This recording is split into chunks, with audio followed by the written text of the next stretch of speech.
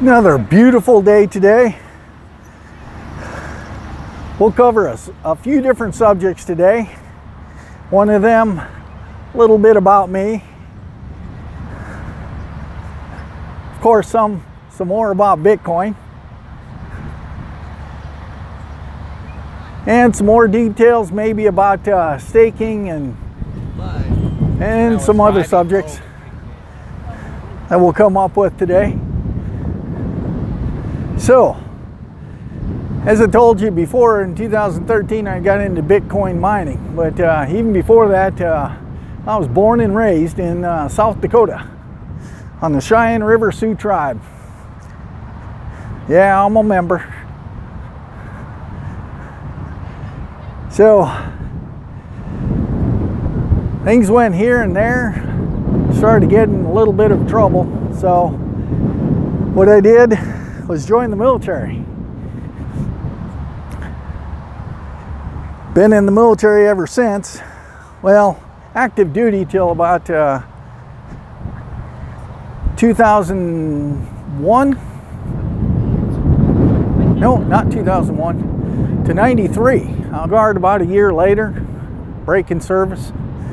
Now the National Guard, 1 weekend a month and 2 weeks out of the year, so that's all you have to do. You get paid for it. Keep on building on that retirement. So I've had different jobs in the military, been in communications, been in armor, that was with tanks, signal, air defense artillery. Enjoying the military.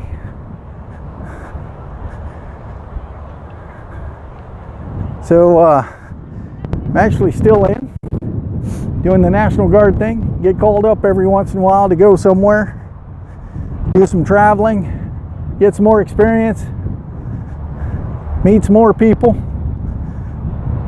do a couple more YouTube videos.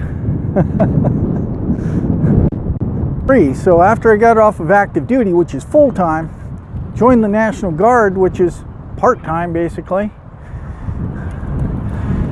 You just do 1 weekend a month. And so you have to have a job, feed your family, contribute to society.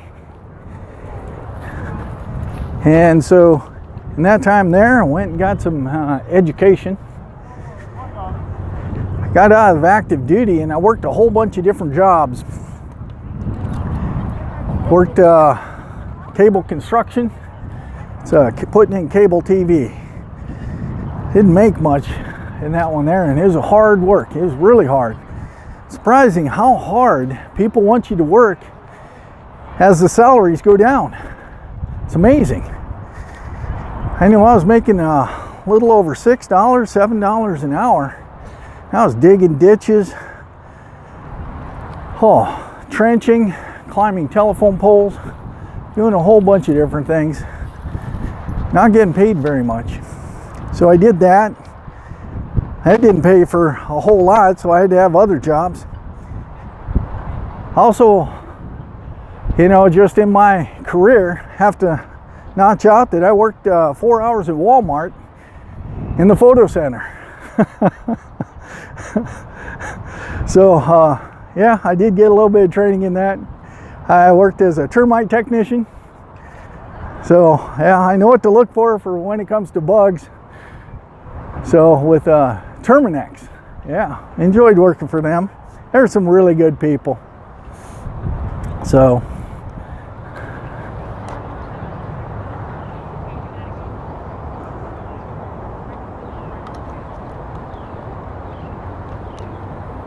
okay, sorry about that. Had a little break there. Had to talk to the beloved.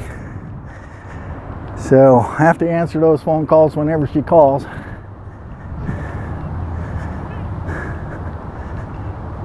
I've got to have picked the best wife in the world. She's just beautiful inside and out. Like what?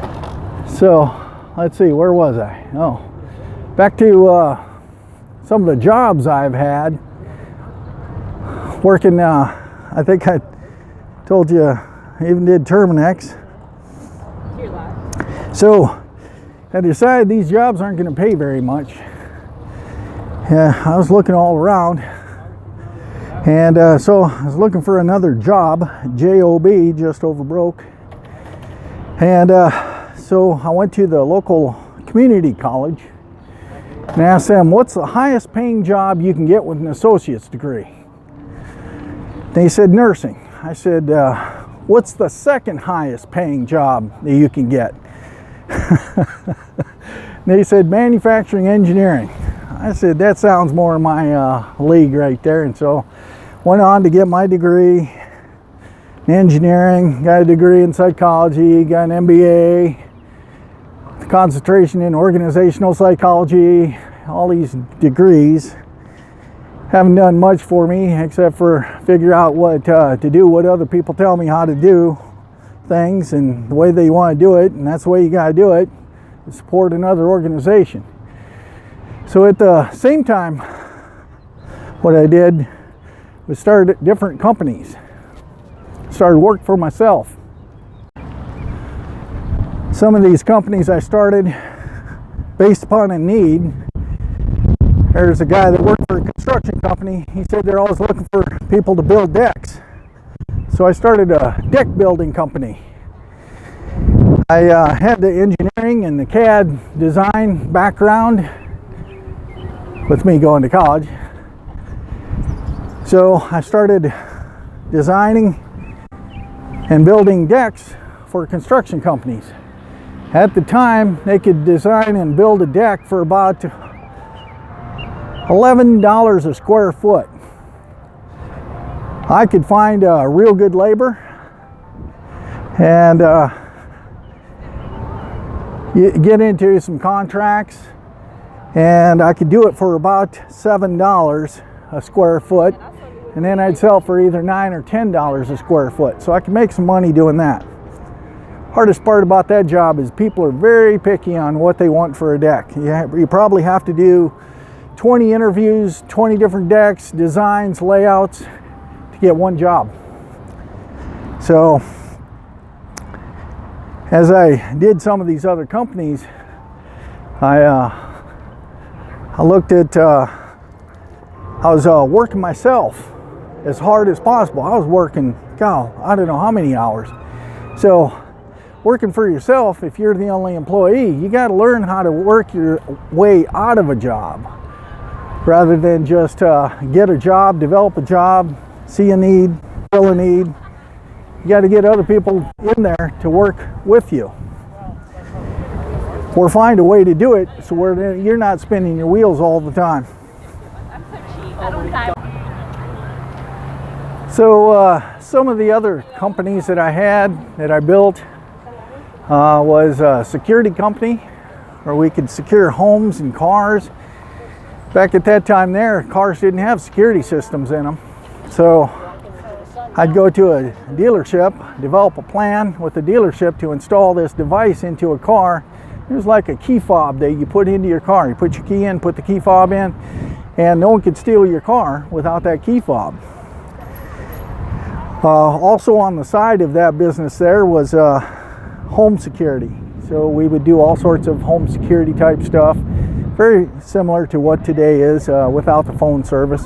Just send off a 120 decibel alarm system if a window was opened or door was opened when the alarm was set up.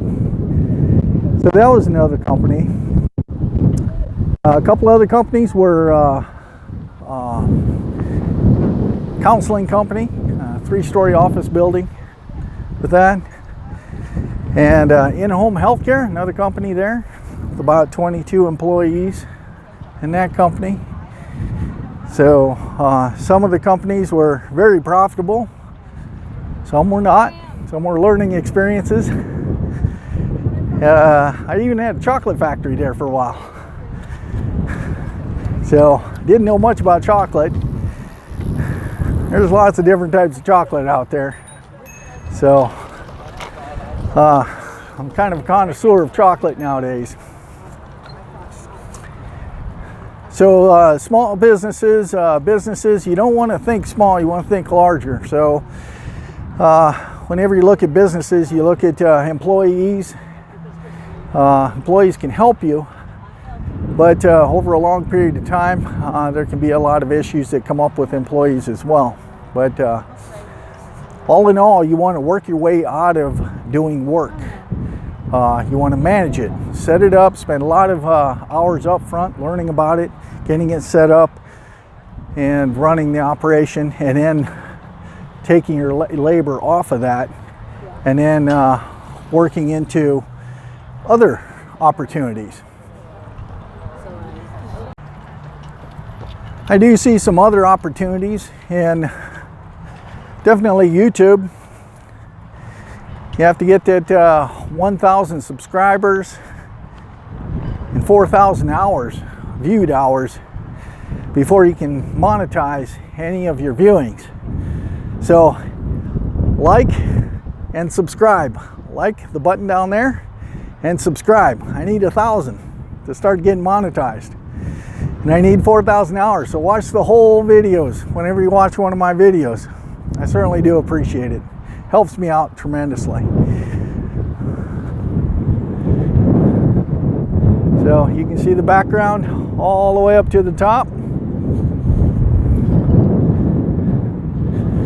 So some other opportunities that you have right now is you can do Amazon.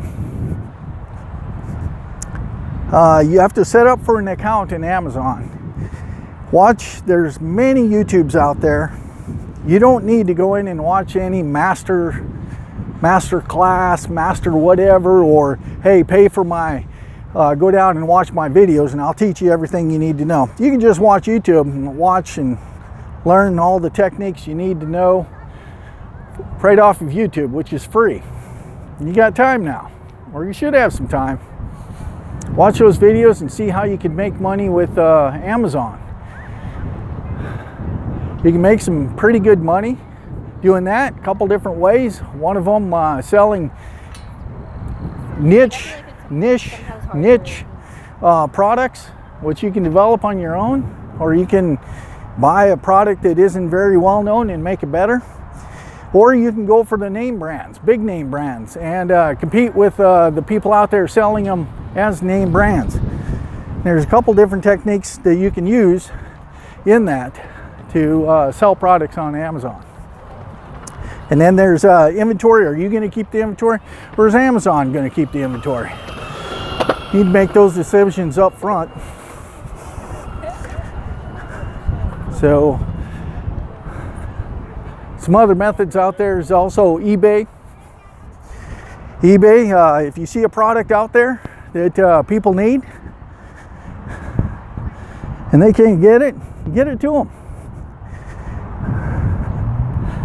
Someone was telling me that all you do is marking out products and selling it to people. Yeah, that's true. What do you think the grocery store does? What do you think Amazon does? What do you think anyone that sells a product does? They buy it, make it, produce it, provide it, and then sell it.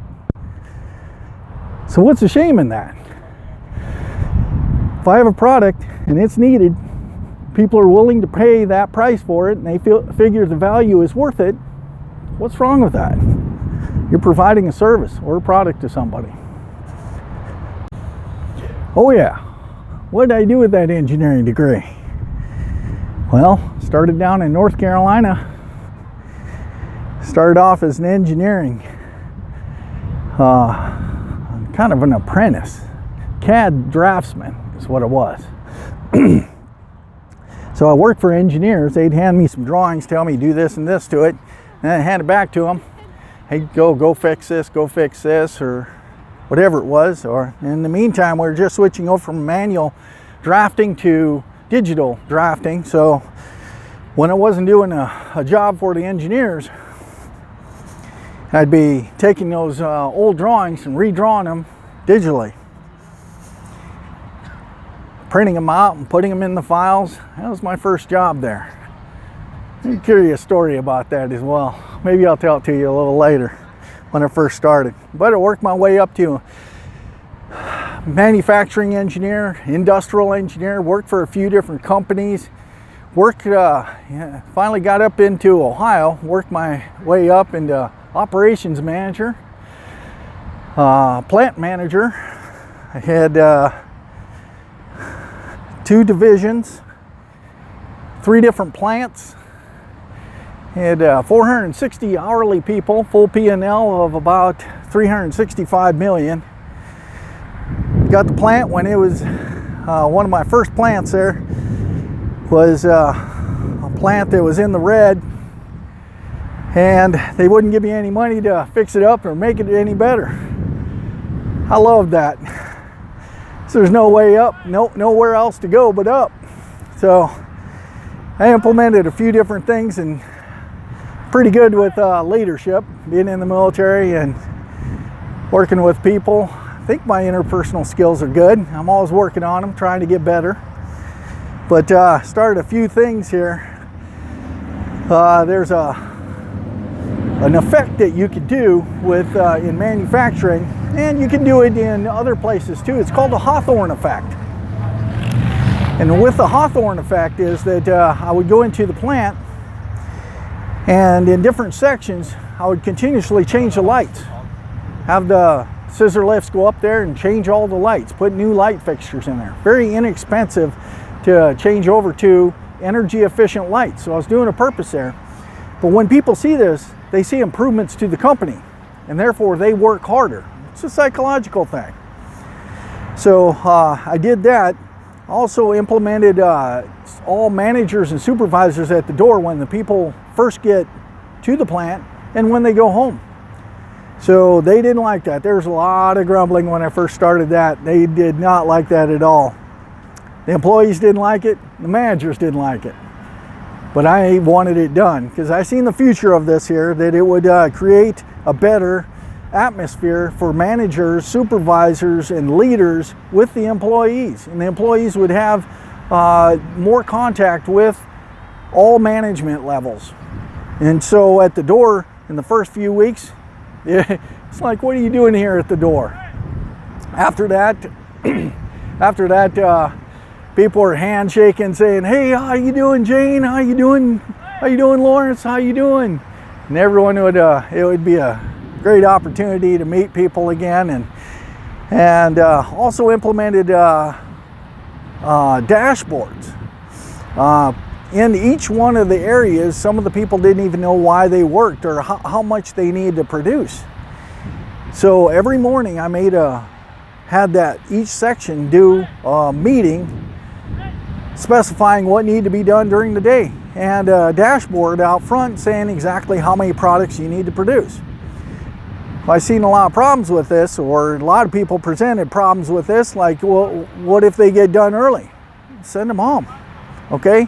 We expect this product to be paid or to produced for this here wage.